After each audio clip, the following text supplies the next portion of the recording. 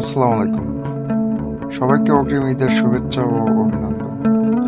সবার কাছে অনুরোধ ভিডিওটা শেষ পর্যন্ত দেখার, বিশেষ করে প্রবাসী ভাইয়েরা যারা আছেন। আর আজকের বিষয়টা হচ্ছে প্রবাস থেকে ঈদ আনন্দ কিভাবে ভাগাভাগি করবেন বাংলাদেশের মানুষের সাথে। আসলে বাংলাদেশের অধিকাংশ মানুষ দারিদ্রতার সীমার নিচে বসবাস করে। আর আমাদের প্রবাসী ভাইয়েরা আপনারা দূর প্রবাস থেকে নিজের পরিবারের সাথে ঈদ করতে পারেন না, বাট আপনারা চাইলে কিন্তু এই অভাবগ্রস্ত মানুষের পাশে দাঁড়াতে পারেন।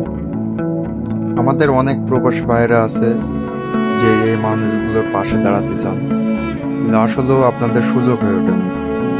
তাদের উদ্দেশ্যে বলছি, আপনারা আপনাদের পার্শ্ববর্তী এলাকায় বা আপনাদের বাসায় কথা বলে দেখেন, আপনাদের আশপাশে যেসব অভাবগ্রস্ত লোকজন আছে, আপনারা সকল প্রবাসী ভাইদের উদ্দেশ্যে বলছি, আপনারা